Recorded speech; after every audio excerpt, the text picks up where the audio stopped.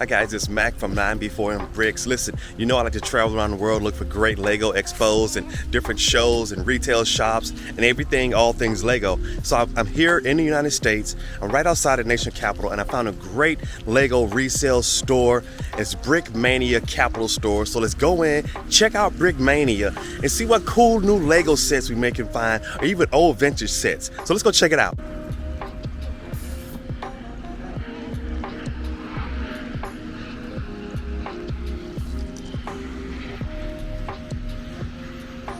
Okay, so Capital Store, custom kits, games, toys. Let's go see what this is all about. Brickmania.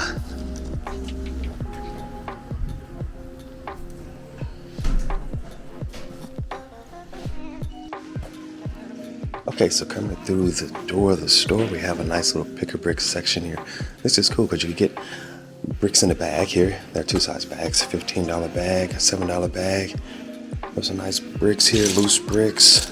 You know, I like these at these type of stores because you can get things that you don't get on the pick a brick wall. And then we have build a figure. This is a really cool section here where you can build out some mini minfigs. This is really cool. Got some nice little weapons here as well for them. We take Lego elements, we make custom designs, we do a lot of custom printing on it, on that, the figures, and there's a few elements we might make ourselves, like the tank tracks or the muzzle brakes or accessories for the figures, things like hats and helmets.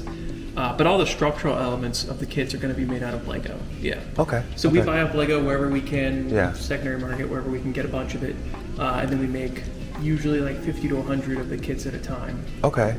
Yeah. Oh, these are really cool though.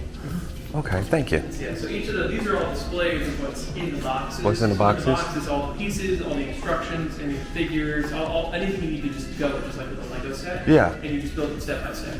Okay, cool, thank you. 23 years ago? 23 years ago? Wow. Yeah, so it's been through a fair bunch of changes since then. So it was originally created by somebody, or it was started by somebody named Dan Siskind, who is still the CEO of the company, and you see his name on most of the boxes here. Okay. He's one of the major designers. He's a big, huge, giant Lego guy. He's designed a set or two for Lego itself, like the original blacksmith shop was his design. Oh, he did the blacksmith shop? Yeah, the first one, yeah. Yeah, the first one, okay. I might have done one other one, I'm forgetting, but yeah, so he started Brickmania because he was selling like instructions online and like CDs of instruction stuff like this way back in like the early 90s. And I think for a while he kind of stepped away from it. Like he had it as a business, and it was more of a hobby at that point. And then he went and did a bunch of other things. Like he started a record label and like a music store and everything. And then I think back in like early 2000s, he like really got back into this and decided to make it something more. So they started out with just doing designs for a lot of like medieval castles and stuff. Okay. Some of our earliest things are like the Japanese pagoda there, the pagoda style building, and like, you know, Highland Keeps and Vlad's Castle and all sorts of big stuff like that. But they did a very small amount of them, like 5 of them at a time. And then they started getting more into the military stuff because that is something that Lego doesn't do, and he was a big military history buff fan. And then they started doing figures to go along with it. Originally it was things like sticker packs because those are easier to do, and then they would work with other companies that did pad printing or UV printing, and eventually started to get the facilities to do those in-house. Okay. So now we do all the printing on our figures and kits and things instead of outsourcing it to other companies. Okay. And just as it started getting bigger and bigger, they started getting more and more elaborate kits. And then after a while, for a while we were small enough that we did a bunch of like pop culture stuff too. So we did things like the war rig from Mad Max or Rick and Morty's spaceship and a bunch of like Star Trek stuff and other science fiction things. But as the company got a little bit larger and more known in the custom Lego space and becoming kind of like the #1 name out there for that, especially the military aspect of it, we got hit with like 1 or 2 copyright things by the companies, not by Lego, but by the companies who make the actual vehicles. So like Lockheed Martin came and said, hey, you can't do the F-16 Fighting Falcon because that is a trademark of Lockheed Martin and we haven't given you a sign off on that. Okay. So then we went to them and asked them like, and we have the licenses for these things, and they worked with them, and so now we have licenses with like I see Sikorsky. At least like a dozen companies. So they Lockheed and their subsidiaries like Sikorsky and things like that. Bell Helicopters, Textron, Humvee, Boeing was another one. And then even with like certain like estates, so we did one for like the Patton Museum and Albert Einstein's like estate, so we can make actual figures of them and label them as such instead of like, I see a lot of companies like they do an Einstein figure selling and label it German physicist or something like that, where it's like, oh, this isn't technically that. But we try and do, legally as much as we can to make sure we're in the right there, because we don't want to make 50 to 100 of a kit and then not be able to sell it. That happened with our older version of the V-22 Osprey. We made like 100 of them or something, and then after like a dozen of them had sold, we got hit with a cease and desist from Boeing, and we couldn't get the license on them for several years. I think because Lego was making a V-22 Osprey. They did one, which they did, and then immediately canceled as soon as it came out. So if you like look up about it, it's like they went to a couple stores here and there, immediately got bought up by employees, and then went on eBay for like 6 to 12 times the price. So that was like a really hard to find kit, because one is something they probably weren't going to do ever again, and it immediately got canceled, so like we really couldn't buy it. So, so we've got a couple of versions of it here. But we opened up the first retail store was in the Mall of America, because it's right next to the headquarters in Minneapolis. Then they opened up one in Chicago, and then they opened up their headquarters store at like their production facility in Minneapolis, and then closed down the Mall of America store because they didn't need 2 stores in the same city. And then opened up this one, and then this one was opened at the end of 2019, and then they opened up 2 earlier this year in like February in North and South California, so Vallejo and Miramar. So yeah, I would think that with this area, this store would do pretty good in this area. So they've looked at like basically where are we shipping the kits from our headquarters. Like, where are we shipping it, and then let's put a store there. That's smart. So the first one being Minneapolis was like, all right, it's right next to where we're doing everything. We can keep it all in house for the most part. You don't have to deal with travel time as much. And then Chicago was fairly close, and they were seeing that they were shipping a lot of them out there. There's a big Lego scene out in Chicago, and there's a big Lego show every year out in Chicago, Brick World. There's a big the biggest Lego show is here at the Expo Center every year. That's Brick Fair, Virginia. So they realized, well, one, everyone who is familiar with Brick Fair knows where this area is, especially this parking lot.